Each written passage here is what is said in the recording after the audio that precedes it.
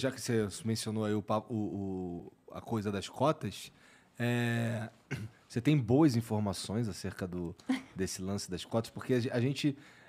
eu já mudei de lado algumas vezes em relação às cotas, sabe? Eu entendo. Então, o que você tem para dizer sobre isso? Como é que na tua cabeça, você é a favor? Como é que é? Eu sou a favor. Eu também já mudei de posição. Então, isso também é muito importante, né? A gente vive numa época que as pessoas olham para o passado e falam assim, ai, a pessoa falou isso no passado. Espera aí, todo mundo pode mudar de posição e é bom. É o ideal, É né? o ideal, porque isso é que eu estou chamando de escuta. Tinha uma época que eu falava assim, não tem esse papo de cota, porque só tem uma raça, que a raça é universal. Acontece que eu estudo não exatamente a biologia, eu estudo a sociedade. E o que é importante na sociedade? Que eu quero entender como é que a sociedade trapaceia com a natureza. Então, se existe só uma raça, eu concordo, os biólogos vão dizer só tem uma raça, a raça humana é universal, o que a sociedade faz? A sociedade produz diferença e cria raças sociais.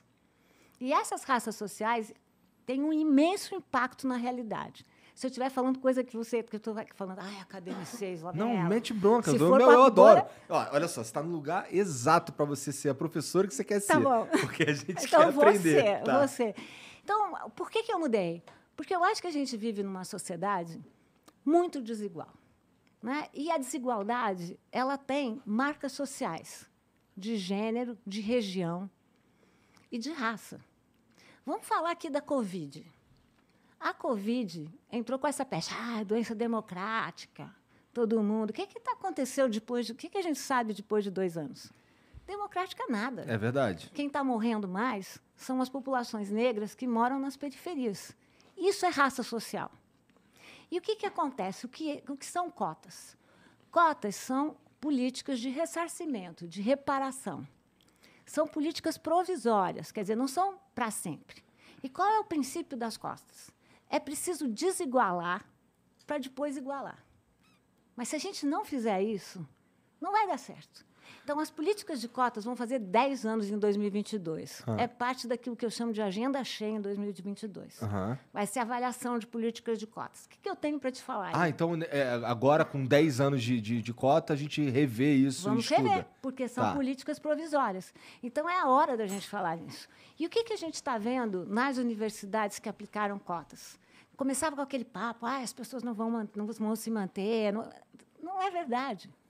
Por exemplo, na USP, que foi uma das últimas universidades a aplicar a política de cotas, os cursos estão mudando. E a entrada de pessoas negras e de baixa renda na universidade pública, que tem que ser o lugar para as pessoas de baixa renda, porque não podem pagar pela universidade privada, tem alguma coisa errada, né? Se tem uma universidade pública só para elite, espera aí. Então, o que está acontecendo? Não só essas pessoas estão se formando e são pessoas que estão entrando em lugares, em posições de trabalho que nunca tiveram, como eu, como professora, percebo que a entrada dessas pessoas tem impactado muito o meu currículo. Vocês já repararam que a nossa história do Brasil é profundamente branca, imperial e colonial e masculina? Aonde está? Nós vivemos num país que, se a gente usar os critérios do IBGE e colocar juntos as pessoas pretas e pardas, 56,4% da nossa população é negra. E onde estão essas pessoas na nossa história? Elas não existiam? Existiam. Mas é que a gente está falando tanto de história, todo mundo acha que historiador lembra. Historiador esquece também. E a gente silencia. Então, a gente tem que parar de silenciar sobre essas populações. Então, vamos lá, vou resumir. A entrada de alunos negros, pelo menos na minha universidade, fez com que eu repensasse o meu currículo. Por que todos os pensadores são brancos? Entendi. Deu para sacar? Entendi. Então, eu sou muito a favor. Tá.